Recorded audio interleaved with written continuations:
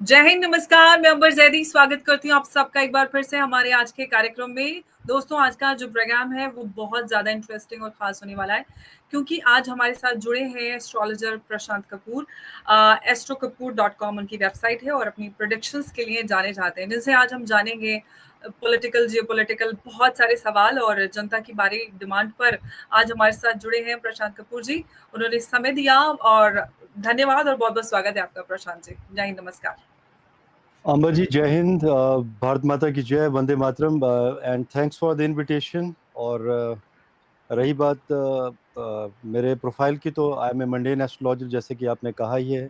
सो मुझे पता है कि अभी आपके क्वेश्चन भी आने वाले हैं जियोपॉलिटिकल में, तो आप ही शुरू करें कि कहाँ से आप चाहते हैं। जी, तो पॉलिटिकल, जियोपॉलिटिकल थोड़ा-सा मिक्स रखेंगे, क्योंकि हम देख रहे हैं कि हमारे देश में कई राज्यों में चुनाव हैं। तो सबसे पहले हम बात करेंगे एनडीए की। बिहार में किस तरह के हालात रहेंगे, कौन जीतेगा, किस तरह का और किस तरफ जनता का मूड जाने वाला है? आपके हिसाब से जो ग्रहों की चाल है वो क्या बताती है? अभी देखिए, जो विश्लेषण है, बाकी तो अभी राज्यों पे मैंने काम नहीं किया है, बल्कि बिहार के ऊपर ही अभी मेरी जो विश्लेषण है एस्ट्रोलॉजिकल, जिसे हम मंडेन एस्ट्रोलॉजी, मेदिनी ज्योतिष कहते हैं। तो जो जी। सिद्धांत है वो यही कह रहे हैं कि बिहार में एनडीए इस बार फिर से ले जाएगी, लेकिन जो टक्कर है बहुत ही कांटे की होने वाली है। एंड आपने देखा होगा, पिछली बार भी मात्र 4-5 सीटों का ही फर्क पड़ा था, तो इसी तरह का इस बार भी फर्क रहेगा। और रही बात नीतीश कुमार जी की, प्लानिटरी कॉम्बिनेशंस थोड़े से खराब हैं।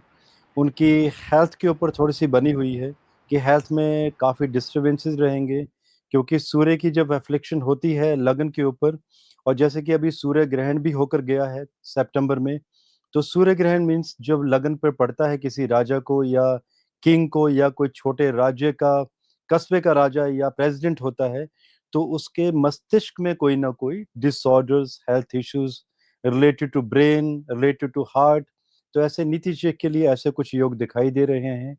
ये भी दिखाई दे रहा है कि सत्ता बिहार में एनडीए की बनेगी, लेकिन नीतीश जी बीच में अपना पद छोड़ेंगे एंड कोई और उनका उत्तराधिकारी बनेगा उनकी पार्टी से या बीजेपी से, लेकिन पार्टी जीती हुई नजर आ रही है पहले की तरह। काफ़ी इंटरेस्टिंग है ये बात, लेकिन नीतीश कुमार जी की आपने बात की कि मतलब तो ये कहें कि उनकी कुंडली में फिर से सीएम बनने का योग है या नहीं? पहले ही इस तरह के योग बन जाएँगे या बाद में वो सीएम पद सँभाल लेंगे फिर उसके बाद ऐसा होगा?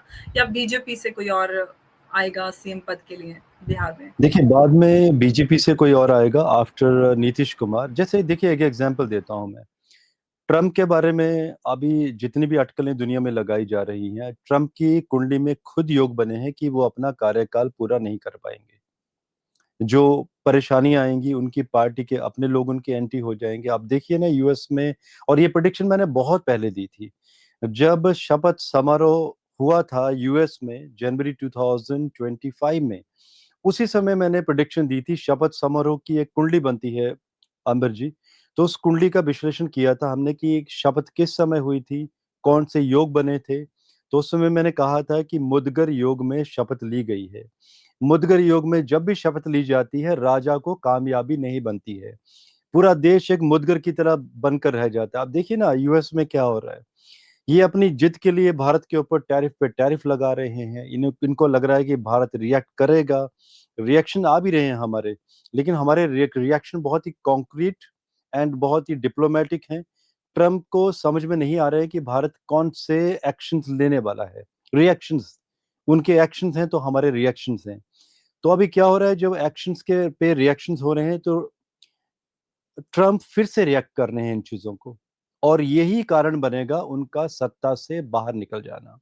तो सिमिलर कॉम्बिनेशंस बिहार में भी आगे नीतीश कुमार जी की कुंडली में दिखाई दे रहे हैं कि या तो वो अपनी गलतियों की वजह से, अपनी किसी बातों की वजह से, क्योंकि second house is a house of communication. क्योंकि जब दूसरा घर सक्रिय होता है कुंडली में, और चंद्र और सूर्य ग्रहण नजदीक आ जाए, उनका प्रभाव सेकंड हाउस के ऊपर चला जाए, तो इंसान कोई ना कोई बात करते समय गलतियां कर देता है, या ऐसा भी समय आता है कि इंसान खुद ही रेजिग्नेशन दे देता है।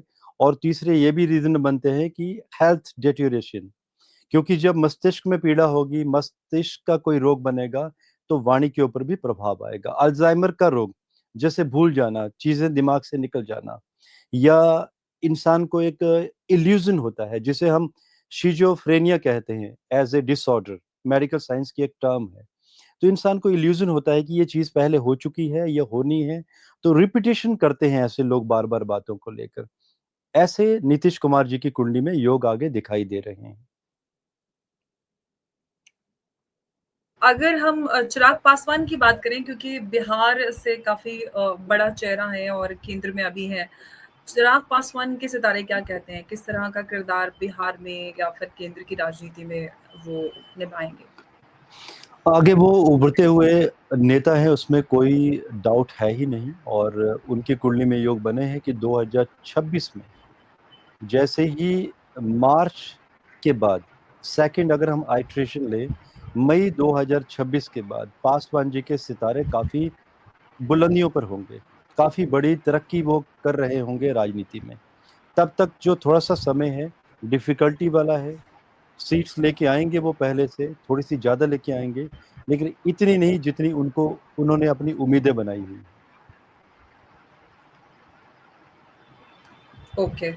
अगर हम एनडीए की बात करें, क्योंकि अभी तक तो आपने जीत के आसार बताए हैं कि एनडीए की सरकार बनेगी बिहार में, लेकिन अगर एनडीए हारता है तो मोदी सरकार पे क्या इसका असर होगा? क्या ग्रह बताते हैं कि दिल्ली में किसकी कुर्सी हिलेगी? अंबर, मैं इसमें नहीं जाऊंगा कि अगर ये हो सकता है। देखिए, मैं मंडेन एस्ट्रोलॉजी करता हूँ, माना कि कभी गलतियां हम्म। होती हैं हमसे। अभी तक जितनी भी मेरी प्रिडिक्शंस हैं वो 99% एक्यूरेट रही हैं। बट मैं कभी भी कैन और कुड में बात नहीं करता हूँ, मैं बिल शल में ही बात करता हूँ। बिहार में एनडीए की गवर्नमेंट बनेगी, मतलब बनेगी। तो मेरे विश्लेषण यही कहते हैं। इसलिए मैं ये नहीं कह सकता कि अगर नहीं बनी तो क्या होगा। तो एक काम करते हैं, जी। आप कोई और क्वेश्चन तो पूछ लीजिए, मतलब बिकॉज हम आई एम आपका कॉन्फिडेंट। जी, जी, मैं समझ गई आपकी बात। मतलब ये है कि आपने जो पहले बोला कि एनडीए की सरकार बनने वाली है, नीतीश कुमार सीएम बनने वाले हैं, ये बात पक्की है और ये सवाल ही नहीं उठता कि एनडीए हार जाए। तो अब अगले सवाल पे चलते हैं, मोदी नंबर एक्चुअली मोदी जी क्या है की ना, बात देखिए करते हैं। हमारी जो ये मंडेन एस्ट्रोलॉजी है, इसमें आज भी कुछ ज्योतिषियों का कहना है कि ये जो साइंस है, it's a science of probability. जी। देखिए, मैं इन चीज़ों से इत्तेफाक नहीं रखता हूँ, this is a pure science. अगर कल मेरी प्रिडिक्शन गलत होती है, तो वो प्रशांत कपूर गलत होगा, ज्योतिष गलत नहीं हो सकता। मतलब मेरे एनालिसिस में कोई गलती हो सकती है, प्लानिटरी कॉम्बिनेशन गलत नहीं होते हैं। वो वही कहते हैं ना कि साइंटिस्ट गलत हो सकता है, साइंस गलत नहीं होती है। जी, बिल्कुल।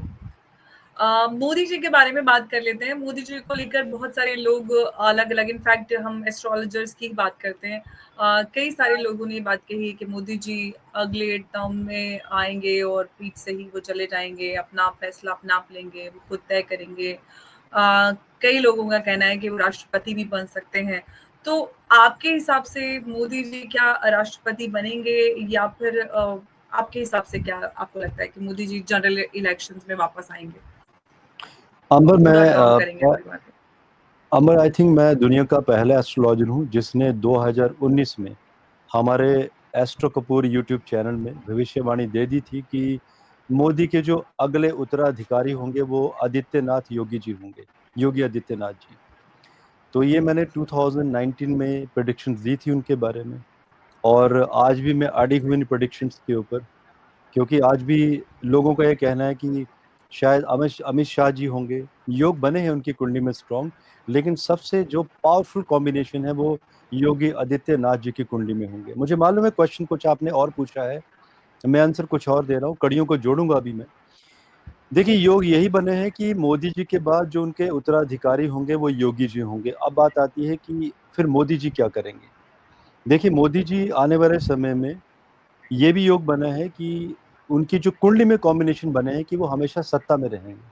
तो ये योग दिखाई देते हैं कि अगर वो प्रधानमंत्री नहीं होंगे, तो वो राष्ट्रपति पद की तरफ मूव ऑन करेंगे। अगर उन्हें खुद लगता है कि उन्हें अध्यात्म की तरफ जाना है, तो भी वो कहीं न कहीं एडवाइज़र रहेंगे। लेकिन ये बात सत्य है कि उनकी कुंडली में आगे और ज़्यादा पॉपुलैरिटी, क्योंकि मंगल की महादशा है, राहु आएगा उसके बाद। राहु इल्यूजन भी देता है, एक्सपेंशन भी देता है, बड़ी पदवी देता है और इंसान को तरक्की पहले से ज्यादा देता है। अभी जो दशा चल रही है उनकी, मंगल की महादशा चल रही है, डिफिकल्टीज बहुत आएंगी उनकी लाइफ में। अभी ये जो समय चला हुआ है, फरवरी 2026 तक की परेशानियों वाला समय है मोदी जी के लिए, जिसमें कि कई बार ये लगेगा कि कहीं अपनी पार्टी के जो एनडीए के लोग हैं, नीतीश कुमार या तो चंद्रबाबू नायडू जी, या किसी अचानक कोई छोड़ के तो नहीं जाने वाले हैं, या अपनी ही पार्टी के लोग कहीं किसी घटक को अलग तो नहीं करने वाले हैं, या कोई धोखा तो नहीं मिलने वाला है अपने लोगों से। ऐसी बड़ी सारी परेशानियां उनको देखने को मिलेंगी। मोदी जी की पार्टी के अपने ही नेता कुछ ऐसी स्टेटमेंट्स देंगे, ऐसी बड़ी गलतियां करेंगे जो कि हमारे देश में पंथ, समुदाय एंड धर्म के बीच में लोगों को लड़ाने की कोशिशें की जाएंगी। सो ऐसे योग दिखाई दे रहे हैं। और ये जो चीजें होंगी, ये कोई छोटी बात नहीं है। ये बात माना कि हमारे देश में इतना जितना हिंदू मुसलमान नहीं होता है, जितना विदेशों में ब्लैक एंड व्हाइट होता है, लेकिन देखिए एक छोटी सी बात एम्बर, एक छोटी सी चिंगारी, छोटी सी बात, छोटी सी स्टेटमेंट किसी नेता के द्वारा बोली जाना, देश में बहुत बड़ा बवाल मच जाता है। सेकंड हाउस मंगल, कम्युनिकेशन, और वो भी गलत कम्युनिकेशन, वो भी पंथ, समुदाय और धर्मों को लेकर कोई गलत स्टेटमेंट मुंह से निकलना किसी बड़े नेता के द्वारा, और ये ऐसी स्टेटमेंट होगी कि देश को जलाने की कोशिशें करेगी। जैसे अभी आप देखिए बरेली में हुआ, ये तो जी ठीक है, जो भी थे लोग, जो शरारती तत्व थे पकड़े गए, गवर्नमेंट ने उनको एलिमिनेट किया, लेकिन अगर सत्ता पक्ष के ही लोग गलतियां करें और ऐसा कोई मिसकम्युनिकेशन करें जो दो समुदायों को आपस में लड़वाने की कोशिश करें, तो सोचिए वो एक रिस्पॉन्सिबल लोग हैं। तो रिस्पॉन्सिबल लोगों से ये अपेक्षा नहीं की जा सकती, जो कि ये देखा जा रहा है, जी। क्योंकि मंगल राहु के तो प्रभाव में इल्यूजन देगा। प्रशांत जी, अ, जी, तो प्रशांत जी, ये समझ सकते हैं कि मोदी वेव की जो बात आती है, वो मोदी वेव का असर आगे अभी बढ़ने वाला है, और ये कब तक चलने वाली है, मैं थोड़ा-सा और इस पे आपसे देखिए जानकारी मोदी चाहूँगी। वेव का असर, मोदी वेव का जो असर है अभी कम दिखेगा, अभी योगी वेव का असर ज्यादा दिखेगा, बिकॉज मोदी जी का जो मंगल है, जिस तरह से कॉम्बिनेशन लगन में बैठे हुए हैं चंद्रमा के साथ, ये वो कहते हैं ना, एक अच्छा समय होता है जब आपको सत्ता ट्रांसफर कर देनी चाहिए किसी ऐसे व्यक्ति हुँ, को जिसे आप चाहते हैं। तो आगे जो पॉपुलैरिटी का जो समय है, वो योगी आदित्यनाथ जी का दिखाई दे रहा है प्लैनेटरी कॉम्बिनेशन के हिसाब से। अब ये बात अलग है कि वो तो पार्टी तय करेगी कि आगे मोदी जी ही बने रहेंगे सत्ता में या योगी जी को इमीडिएटली पद देंगे, लेकिन हुँ, प्लैनेटरी कॉम्बिनेशन तो ये बता रहे हैं कि 2027 तक अभी ये मोदी जी अभी कंटिन्यू करेंगे, क्योंकि 2027 में कोई ना कोई चेंजेस, बदलाव, शनि का मेष राशि में आना, अचानक सडन इलेक्शंस के लिए देश को तैयार करना, ऐसे कुछ बड़े कॉम्बिनेशन 2027 में इंडिकेट हो रहे हैं। ओके।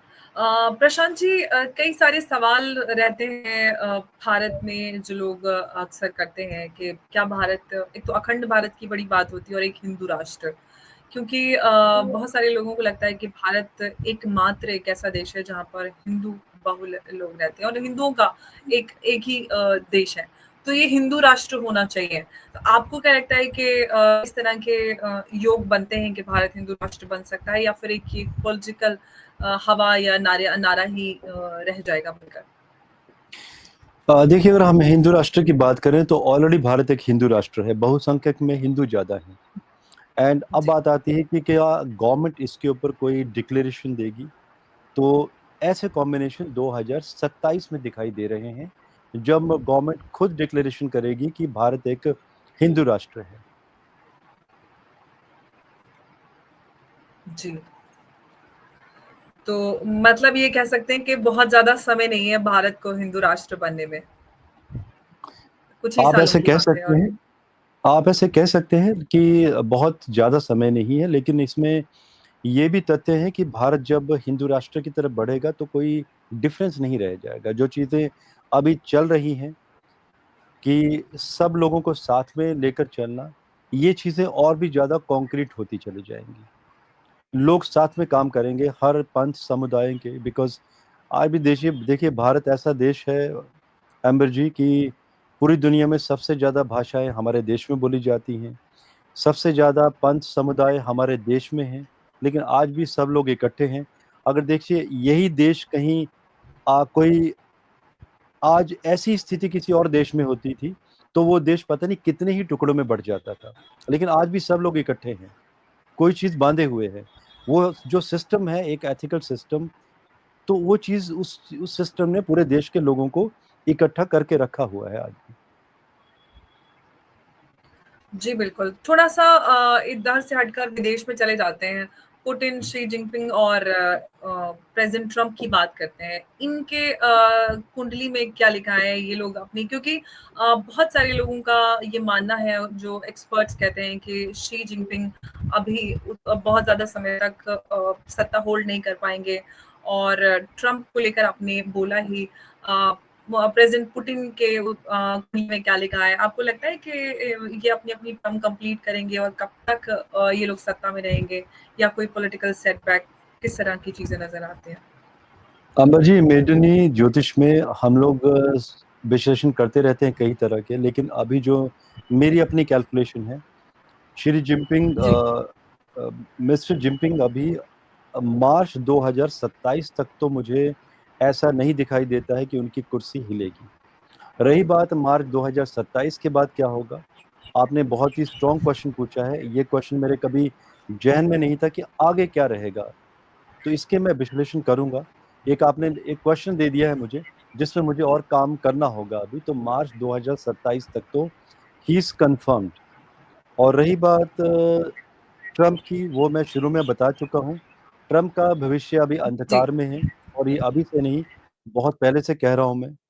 ये तब से कह रहा हूँ मैं जब से लोगों ने कहा था कि ये इन्होंने टैरिफ वॉर करना शुरू कर दी। और कहीं ना कहीं देखिए बहुत अच्छा हुआ हमारे ऊपर टैरिफ वॉर हुई, क्योंकि मंगल की महादशा भारत की आ चुकी है। वो कहते हैं ना, एक तैयारी करने का मौका मिला हमें। अगर ये टैरिफ वॉर कभी हमारे ऊपर होती नहीं थी, तो हमें कभी मौका मिलता भी नहीं था कि हम आत्मनिर्भर हो सकें। आज सोचिए ना जयदीप जी, आज कोई अटैक हो जाए भारत के ऊपर, किसी कंट्री का, 3-4 देशों का, कोई नाटो जैसे 2 देश अटैक कर दें, क्या लगता है हम लड़ पाएंगे इतने सारे देशों से? No, we can not. तो सोचिए हमारा डिफेंस सिस्टम ऊपर जा रहा है, अभी बहुत ग्रोथ हो रही है, और हमारी लीडरशिप बहुत स्ट्रांग है। मोदी जी बहुत अच्छे कार्य कर रहे हैं, उस तरीके से डिफेंस को उतने उस लेवल पर लेके जा चुके हैं कि जब मैंने अभी लास्ट मंथ एक वीडियो भी दिया था अगस्त एंड में, कि सितंबर में मंगल तांडव दिखाएगा पूरी दुनिया में। मंगल ऐसा आएगा कि भारत खुद अटैक करेगा कुछ देशों के ऊपर। आज देखिए ना, टर्की के साथ क्या हुआ। उनकी ऊर्जा लाइन तबाह कर दी है। हमारा जो हैकिंग सिस्टम है, जो हमारे हैकर्स बैठे हुए हैं, उन्होंने उनका जो ड्रोन की जो पूरी सप्लाई चेन थी उसको तोड़ दिया, वहां पे फैक्ट्रियों में आग लग गई।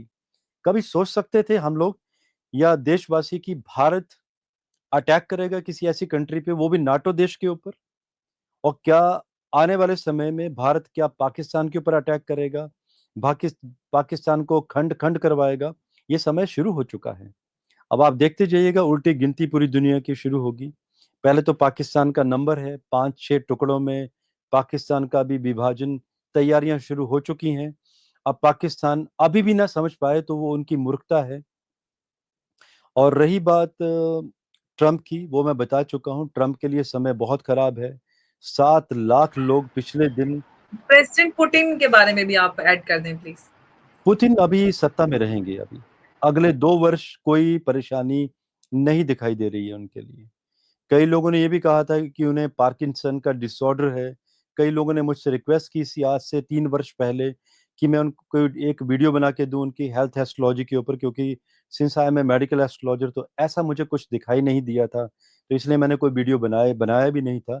तो पुतिन आज बहुत ही पावरफुल पोजीशन में है, और मैं कहूंगा कि रशिया के लोग बहुत लकी हैं कि उनके पास व्लादिमीर पुतिन जैसा किंग है। क्योंकि वो कहते हैं ना कि या तो आप आंसू रोओगे या तो खून के आंसू रोओगे।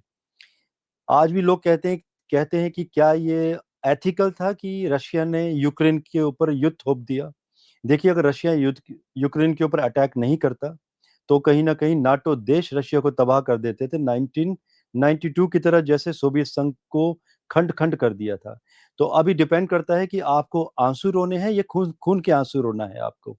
तो जो भी पुतिन ने किया वो सही किया। आगे भी जो पुतिन की जो स्ट्रैटेजी है बहुत ही स्ट्रांग है। और आप सोचिए, एक अकेला राजा पूरी नाटो कंट्रीज के साथ युद्ध कर रहा है पिछले 3.5 वर्षों से। और कोई ये सोचता है कि इट्स बिटवीन यूक्रेन रशिया, जी नहीं, यूक्रेन रशिया के बीच में तो है ही नहीं, ये this is between Russia versus NATO. तो पूरे नाटो को वो कहते हैं ना, धुआं निकाल दिया है पुतिन ने।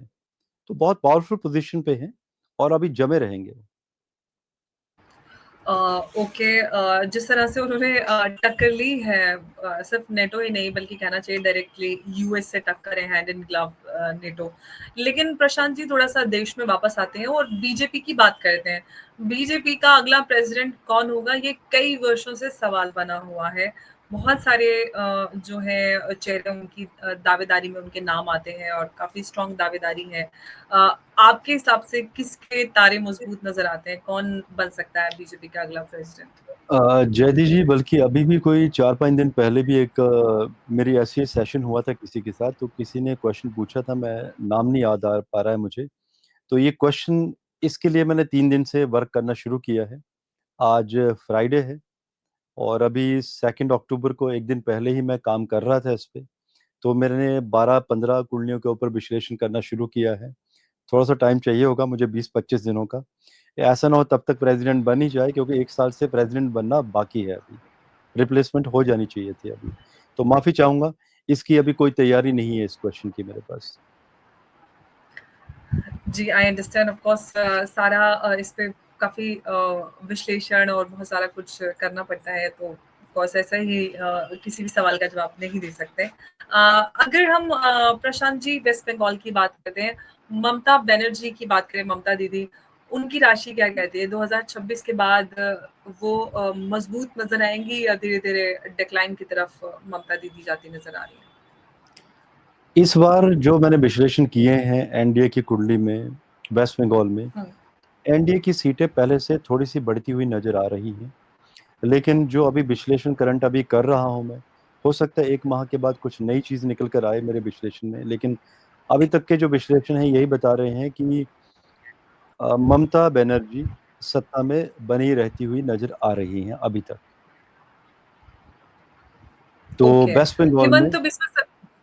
जी, जी, please, please you may continue. अभी देखिए वेस्ट बंगाल में अभी हालात अभी और खराब होते हुए नजर आ रहे हैं। क्योंकि मेदिनी ज्योतिष में जब हम देखते हैं वेस्ट बंगाल की कुंडली, तो यही दिखाई देता है कि वेस्ट बंगाल के अभी हालात और बिगड़ेंगे। तब जब और बिगड़ेंगे तो यही दिखाई देता है कि परिवर्तन नहीं होगा। अगर अच्छे होने होंगे तो डेफिनेटली परिवर्तन की ओर जाएगा वेस्ट बंगाल। क्योंकि वेस्ट बंगाल अभी ऐसे चल रहा है जैसे 100 वर्ष पहले जो सिस्टम बना हुआ था वैसे ही चीजें चल रही हैं। कोई तरक्की नहीं हुई है इस राज्य में। बल्कि ये जानते हुए कि वेस्ट बंगाल एंड बिहार में सबसे ज्यादा इंटेलिजेंट लोग पाए जाते हैं। जब हम आईएएस, आईएफएस, आईपीएस की बात करें तो सबसे ज्यादा लोग वहीं से निकल कर आते हैं। एक क्वेश्चन भी खड़ा होता है कि जब इतनी इंटेलिजेंट स्टेट्स हैं तो कुछ बड़ा क्यों नहीं कर पा रही है। ठीक है, बिहार में काफी बड़ी तरक्की तरक्की हुई है नीतीश कुमार जी के आने के बाद, लेकिन वेस्ट बंगाल तो और भी ज्यादा खड्डे में चला गया है।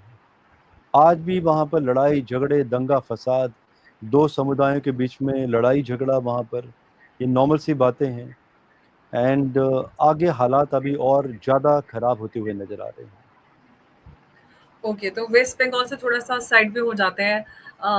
असम चलते हैं, असम की बात करते हैं। हेमंत बिस्वा शर्मा काफ़ी मज़बूत नेता के तौर पर वो उभरे हैं। आगे भविष्य में क्या नज़र आता है? उनके तारे कितने मज़बूत नज़र आते हैं? केंद्र में आगे और कितना जा सकते हैं? बड़ी ज़िम्मेदारी, बड़ा कुछ पद निभा सकते हैं? क्या कहते हैं उनके तारे? अभी माफ कीजिएगा, इसके लिए भी अभी मुझे समय चाहिए। काम नहीं कर पाया हूँ मैं असम की कुंडली के ऊपर भी अभी, क्योंकि अभी अच्छा। विश्लेषण करना बाकी है। ओके। अन्नामलाई के बारे में आई होप उन्होंने उनका आपने थोड़ा-सा कुछ उनकी कुंडली वगैरह देखी होगी। अन्नामलाई को लेकर जनता के बीच में काफ़ी वो रहता है एक कि अन्नामलाई अगले पीएम तक हो सकते हैं। आपके हिसाब से अन्नामलाई का भविष्य क्या कहता है तारों के हिसाब नहीं, से? एज ए पीएम तो नहीं देख सकता हूँ मैं। भविष्य ठीक नहीं, जनता दिखाई के दे बीच रहा है, तो लेकिन जनता उनको बड़ा पसंद करती है, तो जनता कहती है अरे ये पीएम पद के दावेदारी में भी आ सकते हैं, इतना पसंद किए जाते हैं। देखिए, जनता के इमोशंस बहुत सही हैं अपनी जगह पर, क्योंकि ऐसे हुँ, बहुत सारे और भी लोग हैं जो अ, कई लोगों के लिए बहुत पॉपुलर हैं। उनके हिसाब से वो लोग भी पीएम के दावेदार अभी भी होने चाहिए। जैसे हुँ, हमारे पश्चिम भारत के, मैं नाम नहीं लेना चाहता, मिनिस्टर हैं, तो जनता तो ये भी कहती है कि उनको भी प्रधानमंत्री, he should be the next prime minister. तो देखिए, जनता के अपने इमोशंस हैं, स्टेट वाइज चलेंगे, लेकिन ऐसा नहीं दिखाई देता है अभी तक विश्लेषण में। फिलहाल अभी अब वैसे तो वो काफ़ी यंग भी हैं, तो आगे काफ़ी समय भी है और उससे पहले तो योगी जी की बारी है, योगी जी सँभालेंगे, उसके बाद देखेंगे कौन आएगा। लेकिन प्रशांत जी और भी कई सारे सवाल हैं। पीओजेके को लेकर मैं क्या आपसे सवाल कर सकती हूँ? क्योंकि पीओजेके में आजकल काफ़ी आंदोलन चल रहे हैं और लोगों को अक्सर यही जानने का रहता है कि क्योंकि प्रधानमंत्री मोदी ने वो बड़े जो रोड ब्लॉक्स थे उन सबको तो क्लियर कर दिया है। अब राम मंदिर की बात हो 370 35 ए एंड ऑल। अब लोगों को रहता है कि भाई पीओजेके कब आएगा? आपके हिसाब से भारत का जो नक्शा है वो बदल सकता है? बल्कि ये इसी के ऊपर मैंने एक वीडियो दिया था बहुत पहले, आज से 1 वर्ष पहले, कि भारत का नक्शा अभी बदल जाएगा। आई थिंक मेरे हमारे थंबनेल का टाइटल भी कुछ ऐसा ही था। अब देखिए, आप ओके। देखिए, देख भी रहे होंगे पीयूके में जो भी हो रहा है। अमर जी, मुझे नहीं पता आपने कभी कितने विश्लेषण किए होंगे मेरे वीडियोस के। ये प्रेडिक्शन मैं ऑलरेडी दे चुका हूँ आज से अच्छा। कोई 7-8 माह पहले, कि 15 सितंबर के आसपास 2025 में पीयूके में बहुत बड़ा विद्रोह होगा। एंड इसके बाद देश, पाकिस्तान, टुकड़ों में बंटने की तैयारी में आ चुका होगा। पाकिस्तान की आर्मी सक्रिय होगी, अपने ही लोगों को मारेगी, मार भी खाएगी। देखिए अभी क्या हो रहा है वहां पे पाक अधिकृत कश्मीर में, यही सब होना शुरू हो गया है। देखिए, बिल्कुल। अब मामला संभलेगा नहीं, क्योंकि पाकिस्तान की कुंडली में षष्ठेश 4th हाउस में चला गया है और सक्रिय हो चुका है। राहु केतु की ट्रांजिशन हो चुकी है वहां पर। अब आप देखिए, अभी एक सूर्य ग्रहण होकर गया है सितंबर में, चंद्र ग्रहण भी। जी। अब पाकिस्तान की, वो कहते हैं ना, काउंट डाउन शुरू हो चुका है। और ये जो पाक अधिकृत कश्मीर है भारत में वापस आएगा, लोग खुद ही आजादी ले लेंगे वहां पर। नॉट ओनली दैट, लेकिन वहां पे 5-6 खंड स्थापित होंगे। और ये तो पीओके की बात हो रही है, लेकिन बांग्लादेश में भी ऐसे ही योग दिखाई दे रहे हैं। बांग्लादेश के भी कॉम्बिनेशन है कि बांग्लादेश आगे 3 भागों में विभाजित होगा। और प्रशांत जी आपकी बात बीच में कट रही है। चिटागोंग से आवाजें उठने लगी हैं, वो भारत के साथ जुड़ना चाहते हैं। अभी लेटेस्ट रिपोर्ट्स हैं जिसके हिसाब से चिटागोंग के लोग चाहते हैं भारत में विलय, तो वहां से भी इस तरह की आवाजें आ रही है। और देखिए, आवाजें उठने शुरू हो गई हैं। मंगल की महादशा है भारत की अभी। पूरी दुनिया भारत का विरोध करेगी। जो हमारे मित्र राष्ट्र हैं वही कहीं ना कहीं हमारा विरोध करेंगे। वो कहीं नहीं, कभी नहीं चाहेंगे कि भारत इन कंट्रीज को, इनके छोटे छोटे जो प्रोविंस टूटेंगे, इनको अपना हिस्सा बनाए। लेकिन भारत, ये तो नहीं कहूंगा मैं इन्हें अपना हिस्सा बनाएगा, लेकिन एक स्ट्रैटेजी चलेगा। जैसे आप देखिए, भूटान एक अलग कंट्री है आज की डेट में। अगर स्ट्रैटेजिकल वे में देखा जाए, वो कहते हैं ना डायरेक्ट इनडायरेक्ट वे में, तो कहीं ना कहीं आप राज्य भी मान सकते हैं भारत, भूटान को भारत का। इसके कारण है, आप देखिए ना, भूटान में आज भारत की ही आर्मी लगी हुई है। रोड भी भारत ही बनाता है, प्रोटेक्शन भारत की आर्मी का है, इंफ्रास्ट्रक्चर भारत का बनाया हुआ है। तो सिर्फ कहने के लिए भूटान एक देश है, लेकिन एक तरह से राज्य की तरह ही काम चल रहा है, एज ए भारत का एक नए राज्य की तरह। करेंसी हमारे उनके साथ इक्वल चल रही है आज की डेट में। तो यही स्ट्रेटजी भारत बनाएगा मंगल की महादशा में, कि ये जो टुकड़े होंगे, खंड होंगे, इनको प्रोविंस बना दिया जाए, छोटे छोटे, ताकि भारत उनको संरक्षण देता रहे। और आने वाली सिर्फ दशा आएगी राहु की, फिर भारत राहु की महादशा में एक्सपेंशन करेगा, जब अखंड भारत की बात होती है। लेकिन भारत की कुंडली में योग है कि भारत जबरदस्ती किसी कंट्री को कब्जा नहीं करेगा, कि किसी के एरिया को कैप्चर कर लिया, जबरदस्ती लोगों को अपने अंदर मिला लिया। अब पीओके अलग होगा अपने बलबूते पे, भारत की सपोर्ट तो रहेगी, वो तो स्ट्रैटेजिकल सबको समझ आता है। लेकिन ये नहीं करेगा भारत की जबरदस्ती बना लिया, लोगों से वोटिंग करवाई जाएगी। और वोटिंग डेफिनेटली फेवर में आएगी कि भारत का वो अभिन्न अंग बनना चाहते हैं। ये भारत की स्ट्रैटेजी हमेशा ही बनी रहेगी। अब थोड़ी-सी बात करते हैं नेचुरल कैलेमिटीज़ की, क्योंकि हमने देखा है कि प्रशांत जी 2025 में बहुत सारी इस तरह की खबरें आई, लैंडस्लाइड और क्लाउड बर्स्ट और सुनामी और बाढ़ आ गई, ये सारा कुछ। अभी आगे क्या कहते हैं तारे कि इस तरह की खबरें आती रहेंगी, ये सब बढ़ेगा? क्या आपको नज़र आता है आखिर? अभी तो बहुत बड़ी तबाही बाकी है जयदी जी, बिकॉज ये जो अभी हुआ है, ये हमारे चैनल में कभी आप देखना चाहें तो ये वीडियोस मैंने ऑलरेडी 1 वर्ष पहले दे दिए थे। टाइम सीमा सब बता दी थी। मैंने बताया भी था कि उत्तराखंड, हिमाचल प्रदेश, पहाड़ों के पहाड़ गायब हो जाएंगे, घर गायब हो जाएंगे, रास्ते नजर ही नहीं आएंगे, नए रास्ते बनेंगे। और ये समय सीमा मैंने बताई थी जो चली गई। और अभी सूर्य और शनि आजकल आमने सामने हो गए हैं, तो थोड़े समय के लिए एक ठहराव आया है। और ये जो ठहराव है, ये मान के चलिए कि 14-15 अक्टूबर तक है। उसके बाद देखिएगा कि फिर से अब लोग कहेंगे कि कैसे बारिशें हो सकती हैं नवंबर में भारत उत्तराखंड में। आप देखिएगा नवंबर 4 के बाद फिर से बड़ी तबाही मचेगी। साउथ के जो एरियाज हैं, southern part of the India and south India और southern part of the country, पूरे साउथ में तबाही मचेगी। क्योंकि शनि मीन राशि में वक्रगत, गुरु अभी कर्क राशि में जाएंगे और वक्री होंगे वहां पर। और जब दोनों प्लैनेट वक्री होंगे तो साउथ में बहुत बड़ी तबाही मचाएंगे दोनों मिलके।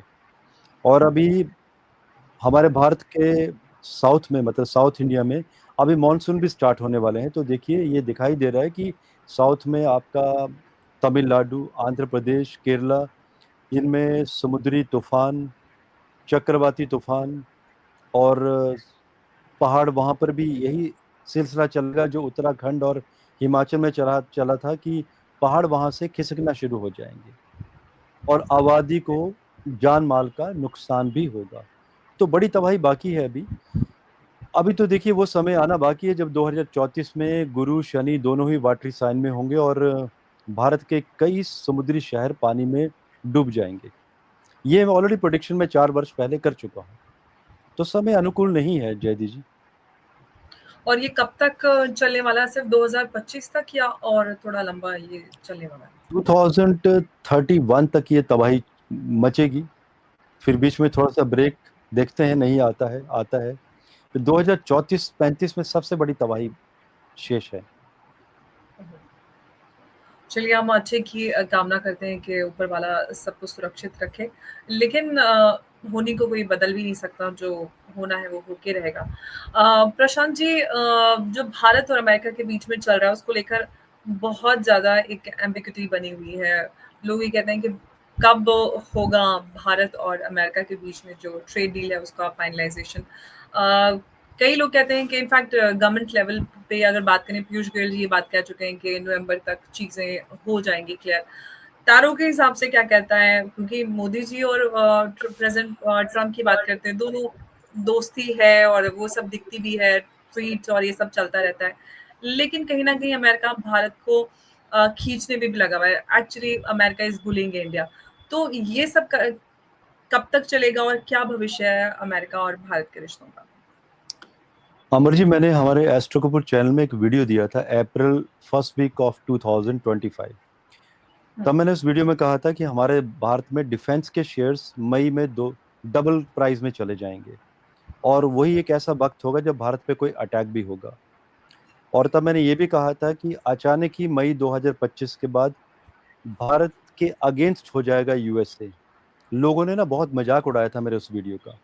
आज वही लोग उस वीडियो में आके कमेंट करते हैं कि ऐसे हमने विश्लेषण किए कैसे थे। तो आप देखिए, अगर आप मई में देखेंगे तो डिफेंस के जो स्टॉक्स हैं वो डबल हो गए थे उन दिनों में।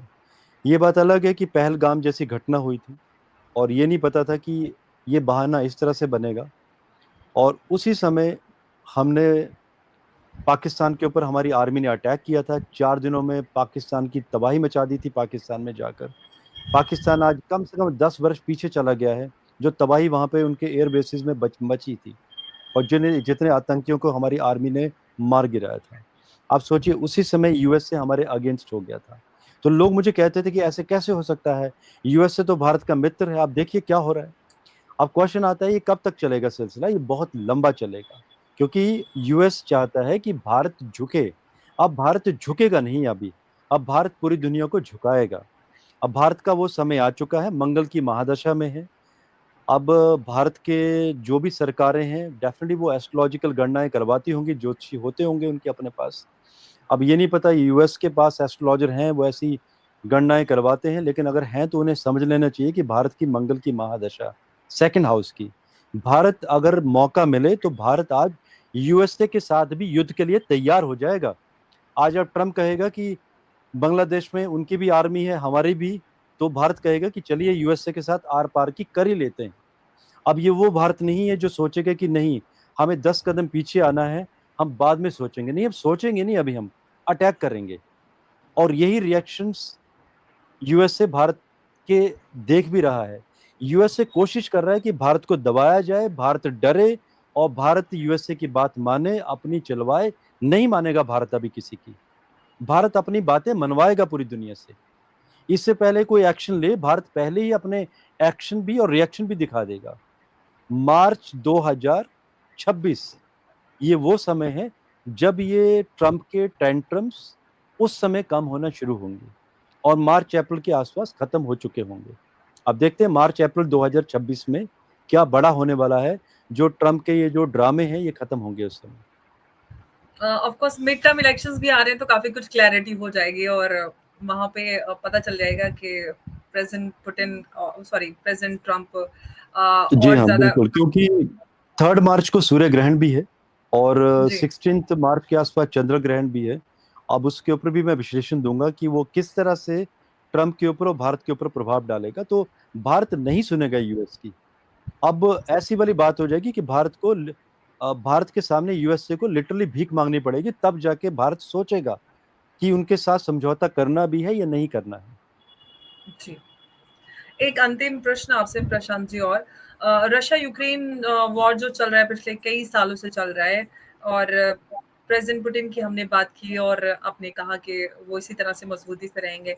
क्या होने वाला है इस पूरे उसका अंत? क्योंकि प्रेसिडेंट ट्रम्प तो ये वादा करके आए थे कि भाई आए हैं तो पीस लेकर आए हैं और कुछ घंटों में ही पूरी दुनिया में शांति स्थापित कर देंगे, लेकिन वैसा हो नहीं पाया। आपको क्या नजर आता है? क्योंकि कहीं ना कहीं अमेरिका रशिया से डायरेक्ट कन्फ्रंटेशन में तो नहीं आएगा, क्योंकि अमेरिका में उतना दम नहीं है और पीछे भी नहीं हटना चाह रहे। तो क्या आपको इसका रिजल्ट नजर आता है या अंत कहीं? देखिए, ट्रम्प को चाहिए था नोबेल पुरस्कार, शांति पुरस्कार। तो भाई अगर शांति पुरस्कार चाहिए था तो आप पहले गाजा के युद्ध बंद करवाओ ना। आप क्रेडिट लेने चले हैं, वो भी झूठा क्रेडिट कि ट्रम्प ने भारत का युद्ध रुकवा दिया पाकिस्तान के साथ, जो कि सरासर झूठ था। मोदी जी ने कह ही दिया था संसद में। ठीक है, उनके अच्छा, अब तो रिएक्शन बहुत उन्होंने गाजा वाजिब पीस प्लान भी प्रेजेंट कर दिया, अब तो दिलवा दो उनको नोबेल प्राइज। देखिए, ये जो युद्ध खड़े हो रहे हैं पूरी दुनिया में, जो तबाही मची है, इकोनॉमिक डाउनफॉल, ट्रम्प ही तो इसका कारण है। तो अभी सोचिए ना कौन सा शांति पुरस्कार मिलना चाहिए उनको। रही बात रशिया यूक्रेन युद्ध की, जयदीप जी, मुझे अभी भी याद है 24 अगस्त 2021 को हमारे एस्ट्रो कपूर चैनल में मैंने वीडियो दिया हुआ है। डेट मुझे याद है। अगर कोई आपके भी जो व्यूअर्स हैं वो देखना चाहें तो वो मेरा वीडियो देख सकते हैं। उस वीडियो में मैंने विश्लेषण दिए थे रशिया यूक्रेन के बारे में। मैंने बताया था कि फरवरी तीसरा सप्ताह 2022 जैसे ही शनि मकर राशि में आएंगे, रशिया यूक्रेन के ऊपर अटैक करेगा और लंबी तबाही मचेगी। तो आप सोचिए कि ये प्रेडिक्शंस मैं उस समय कर चुका हूं और एकदम एक्यूरेट रही है भविष्यवाणी। और रही बात अभी रशिया इस वॉर को कब रोकेगा, नहीं, ये वॉर रुकेगी नहीं। यूक्रेन का पतन होना तय है 2026 में, तो युद्धों का वर्ष है। 2026 में तो बहुत बड़े बड़े मोर्चे शुरू होंगे और इनकी नींव जो है वो 15 नवंबर 2025 को रखी जाएगी, जब एक नया खप्पर योग शुरू होगा। अब एक तीसरा खप्पर योग शुरू होने वाला है 2025 में। इस वर्ष में 3 खप्पर योग। तो 15 नवंबर से तो जब नींव रखी जाएगी एक बड़े युद्ध की 2026 में, जिसमें कि गोल्ड की कीमतें बहुत भागेंगी। इसके ऊपर अलग से कभी आपके साथ विश्लेषण करूंगा मैं। तो आप सोचिए कि जी युद्ध रुकेंगे कब, युद्ध तो बढ़ेगा। यूक्रेन में जो होता है ना कि भाई आप राजा बन जाते हो, ऐसे भले कि आप नाटकों में भी प्रेसिडेंट बने हुए हैं और रियल लाइफ में भी वो नाटकों की तरह, सीरियल की तरह बिहेव कर रहे हैं। और लोग भी समझदार नहीं होते हैं, ये भी नहीं सोचते हैं कि भी किसी ऐसे व्यक्ति को सत्ता में लाया जाए जिसे समझ हो, जिसे ये पता हो कि देश का हर एक नागरिक इंपॉर्टेंट है। आप सोचिए 60-70 लाख लोग तो यूक्रेन छोड़कर यूरोप में बस बस गए हैं इन 3.5 वर्षों में। तो सोचिए राजा वहां का मूर्खता से कर क्या रहा होगा, तो समझ भी नहीं पा रहा है कि उसको करना क्या है। तो यूक्रेन आगे तबाही की तरफ है, यूक्रेन आगे खंड खंड होगा, आगे रशिया बढ़ता चला जाएगा, कैप्चर करता चला जाएगा। तो ऐसा तो नहीं हुआ कि कहीं रशिया पे पूरी तरह से सॉरी यूक्रेन पे रशिया पूरी तरह से कब्जा कर ले? पूरी तरह से कब्जा तो नहीं कहूंगा मैं, लेकिन मैक्सिमम हिस्से पे कब्जा हो जाएगा। और अपनी कंडीशन के हिसाब से पुतिन कब्जा करेंगे कि उनको कौन कौन से क्षेत्र चाहिए। जो लोग ये कहते थे उस समय 2022 में, उनके लिए भी मैंने वीडियो बनाया था, जो कहते थे कि रशिया की इकोनॉमी टूटेगी, तब मैंने वीडियो दिया था कि रशिया अगले 5 वर्ष भी युद्ध में लगा रहेगा तो इकोनॉमी टूटेगी नहीं बल्कि बढ़ेगी। अब लोगों के क्वेश्चन थे कि बढ़ेगी कैसे जब युद्ध कर रहे हैं। देखिए क्या होता है कि जब हम ज्योतिषीय विश्लेषण देते हैं तो हमें जयदीप जी 11th house and second house देखना होता है कि आगे उनमें फुलफिलमेंट कहाँ पे हो रही है धन की। तो वहां पर फुलफिलमेंट होती हुई दिखाई दे रही थी कि युद्ध भी होंगे लेकिन धन बढ़ेगा। तो आप सोचिए रशिया की इकोनॉमी आज बढ़ी है, इंप्रूव हुई है, इतने सारे सैंक्शन लगाए हैं यूएसए ने उसके बावजूद रशिया तरक्की कर रहा है, राइज कर रहा है बहुत ज्यादा, और भी करता चला जाएगा आगे। बिल्कुल। और आपने इतने सारे सवाल रहे और सबके इतनी सटीक और धमाकेदार आपने प्रोडिक्शंस दिए हैं। बहुत इंटरेस्टिंग सेशन रहा प्रशांत जी, बहुत बहुत आपका धन्यवाद। और अगला सेशन फिर से बहुत जल्दी करेंगे और बहुत सारे सवाल आपके लिए मेरे पास पहले से ही तैयार है, क्योंकि मुझे बहुत इंटरेस्टिंग लगता है प्रोडिक्शंस को सुनना और जानना कि आगे क्या होने वाला है। ऑफकोर्स सभी को बहुत क्यूरियोसिटी होती है कि भविष्य में क्या होने वाला है। एक बार फिर से बहुत बहुत धन्यवाद आपका प्रशांत जी। नमस्कार, जय हिंद, जय भारत। थैंक यू जी, जय हिंद, जय भारत, भारत माता की जय। भारत माता की जय।